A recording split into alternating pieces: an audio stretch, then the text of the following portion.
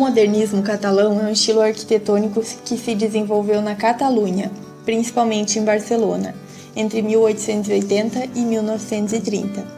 O movimento recusou o estilo pouco atrativo da arquitetura industrial da primeira metade do século XIX e desenvolveu novos conceitos arquitetônicos baseados na natureza, que consistem nos materiais de construção que se empregam nas formas dos edifícios e nas figuras das suas fachadas.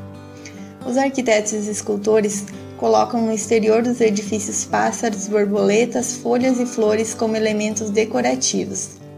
Também se colocam figuras de tamanho maior, animais fabulosos ou pessoas. As janelas e as varandas dispõem de grades de ferro forjado, que são lavradas artisticamente e contêm motivos inspirados na natureza. O desenvolvimento do modernismo foi fomentado na Catalunha pela burguesia, que se sentia catalã e era culta e sensível à arte. Essa burguesia viu nesta nova arquitetura a maneira de satisfazer as suas ânsias de modernização, de expressar a sua identidade catalã e de dar ao manifesto de maneira discreta a sua riqueza e a sua distinção. Antoni Gaudí i Corne nasceu em Reus em 25 de junho de 1982. Foi uma figura de ponta do modernismo catalão. As obras de Gaudí revelam um estilo único e individual, a maioria situada em Barcelona. Grande parte de suas obras, Gaudí é marcada pelas suas grandes paixões, arquitetura, natureza e religião.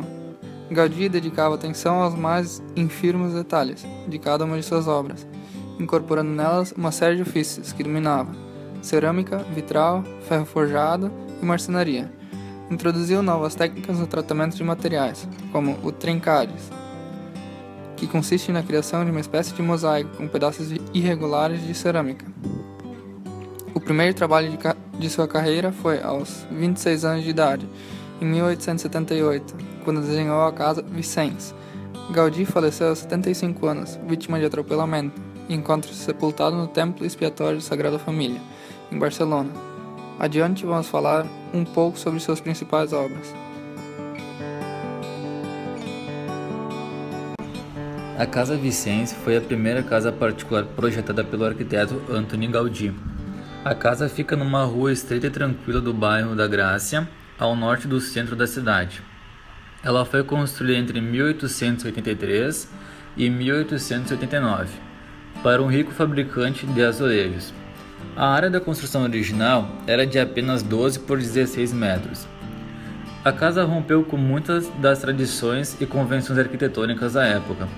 Apesar de exagerada na decoração, seu projeto estrutural era simples. Gaudí acabara de sair da universidade, mas muitas de suas marcas registradas já eram evidentes. No projeto, há referências à natureza e forte contraste entre cores e texturas. Para esse edifício, Gaudí juntou influências orientais das suas culturas hispânicas e árabe. A fachada é composta em grande parte de tijolos azulejos vertificados verdes e brancos de padrões florais. O portão é decorado com motivos de palmeiras. Gaudí, para que nada na arquitetura era secundário, não deixou passar um detalhe sequer. Todos os elementos, inclusive as venezianas e dutos de ventilação, são ricamente decorados. O intricado trabalho em ferro da sacada e as cores vibrantes dos azulejos mostravam seu estilo de arte. Os dois pisos dividem-se devido às paredes principais contínuas em duas partes, sensivelmente iguais. A planta é quase retangular. Apenas a entrada, onde Gaudí projetou um pequeno átrio, a sala de jantar avança um pouco para lá da fachada. Mas mesmo assim, a Casa Vicens já deixa te ver que Gaudí era um arquiteto que alivia a imaginação a um estilo próprio. A estrutura do edifício ainda é dominada por linhas retas. Os ladrilhos decorativos e torrões fantásticos mostram ideias que Gaudí não pararia de cultivar. O edifício tem diferentes volumes separados por ângulos num conceito oposto de La Pedreira, em que predominam as linhas ondulares. A sala de jantar é a mais marcada pela arte nova. Os espaços entre as vigas de madeira do teto são preenchidos por preciso trabalho em estuque que representa o ramo cerejeira. enquanto as paredes, em tom de castanho quente, são decoradas com arabescos de Hera, e as madeiras dos vãos das portas pintadas com motivos de pássaro. Algumas partes do interior do edifício apresentam uma certa influência da arquitetura árabe, especialmente na sala de fumo, que se assemelha bastante a pequenos gabinetes mouriscos. No centro encontra-se um cachimbo de água, em torno do qual são colocadas muitas almofadas e sofás. A decoração das paredes, tal como nos exteriores, consiste em azulejos com motivos florais. A ornamentação do teto mostra plantas e flores com fantásticos contrastes de cor. Na época da construção, a casa tinha um magnífico jardim, que devido à expansão da cidade, veio reduzir-se cada vez mais, até o pequeno espaço atual. A Casa Vicens é uma colagem de estilo bem diferentes de toda ela, é uma ruptura de estilo.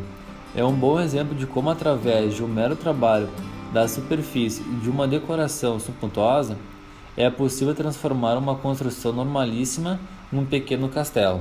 Em 2005, foi nomeada pela Unesco como Patrimônio da Humanidade.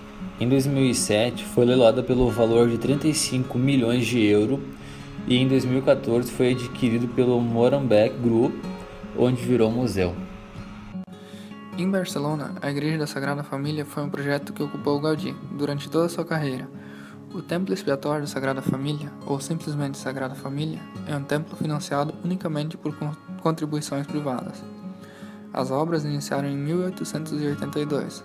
Após 1910, passou a trabalhar quase exclusivamente na construção da igreja, tendo mesmo passado a residir nos estaleiros. A construção foi suspensa em 1936 devido à Guerra Civil Espanhola e não se estima a conclusão para antes de 2026, centenário da morte de Gaudí. O templo foi projetado para 3 grandes fachadas: a fachada Natividade, quase terminada com Gaudí ainda em vida, a fachada Paixão, iniciada em 1952, e a fachada da Glória, ainda por completar. O arquiteto não viveu para ver terminado. Gaudí concebeu o Templo da Grande Verticalidade, para que fosse visível a partir de qualquer ponto de Barcelona e se destacasse sobre toda a mancha de edifícios. Para isso, adotou o Templo da Sagrada Família, com 18 torres, 12 dos Apóstolos, 4 dos Evangelistas e as torres do Zimbório, dedicadas a Jesus e à Virgem Maria. Tem diferentes alturas, que variam de 98 a 170 metros, projetadas com uma torção parabólica. As torres conferem uma tendência ascendente, todas as fachadas sendo fornecidas por múltiplas janelas, que perfuram seguindo formas espirais. No exterior, destaca-se o claustro, que rodeia todo o perímetro do templo. Foi uma solução original, concebida por Gaudí, para isolar o templo do exterior. Para os vitrais, Gaudí concebeu 3 tipologias diferentes. Entre os vitrais situam-se colunas helicoidais com as inscrições em latim e em catalão, que dizem ouro, incenso, mira, oração, sacrifício e esmola. Nas intersecções do claustro, com as fachadas, Gaudí projetou portais. Nos 4 cantos do templo figuram 3 obeliscos por cada uma, representando os pontos cardinais. As 4 estações, os jejuns cristãos relacionados pela sua vez com as ordens sacerdotais. O interior do templo tem planta de cruz latina, com 5 naves de 90 metros de comprimento e cruzeiro de 3 naves de 60 metros. A nave central tem um largo de 15 metros e 7,5 as laterais, fazendo um templo total de 45 metros. Largo do cruzeiro, 30 metros. A altura é de 45 metros nas abóbadas de nave central e 30 nas laterais, enquanto as do zimbório central chegaram aos 60 metros.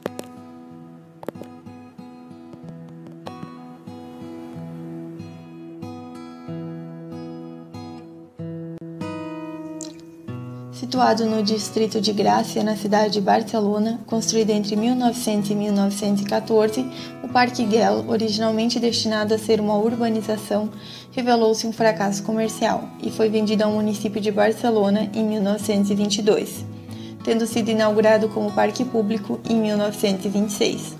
O Parque Güell foi concebido pelo arquiteto Antônio Gaudí, expoente máximo do modernismo catalão, por encomenda do empresário Eusebi Güell. O parque é um conjunto estruturado, onde dentro de um incomparável quadro de beleza natural se situariam habitações de luxo, com acabamentos de grande qualidade artística. É repleto de árvores, curvas e muito colorido. O Parque Güell é um dos mais famosos pontos turísticos de Barcelona, recebendo milhares de turistas todos os anos. Junto ao parque, no caminho do Rosário, encontra-se a Torre Rosa, local de residência de Gaudí entre 1906 e 1925, e que hoje é um museu bem interessante de se conhecer. Sobre a Sala Hipostila, ou Sala das 100 Colunas, que é uma espécie de grande alpendre originalmente destinado a albergar um mercado ao ar livre para a urbanização, situa-se uma imensa praça aberta, não pavimentada, de forma oval, conhecida como Teatro Greco, construída entre 1906 e 1913. A metade sul da praça é suportada pelas colunas da Sala Hipostila e delimitada por um banco ondulante com cerca de 150 metros de comprimento, enquanto a outra metade está assente na encosta da montanha. A praça destinava-se supostamente a acolher um teatro grego, com as bancadas situadas do lado norte, de forma que os espectadores pudessem desfrutar da vista da cidade e do mar por detrás do palco.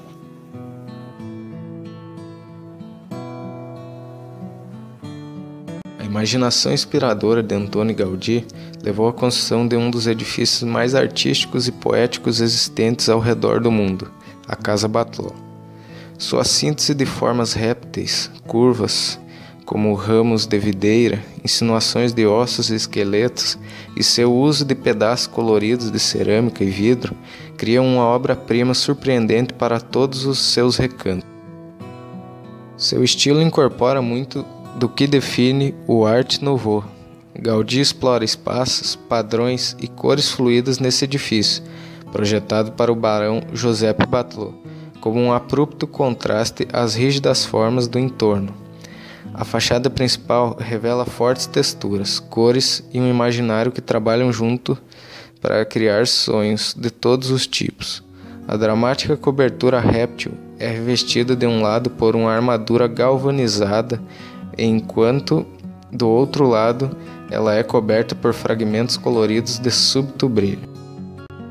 Como pode sempre ser antecipado nas obras de Gaudí, há uma imagem religiosa recorrente. Nos níveis superiores do edifício, há imagens e textos religiosos incrustados, assim como em pequenos detalhes da fachada. O interior do edifício é tão surpreendente e vivo quanto suas formas externas. Os sinuosos e retorcidos elementos internos, como portas, janelas, escadas, molduras e nichos, são o resultado das formas naturais e orgânicas que inspiram o arquiteto. Como disse Gaudí, aqueles que buscam as leis da natureza como suporte para suas obras colaboram com o Criador.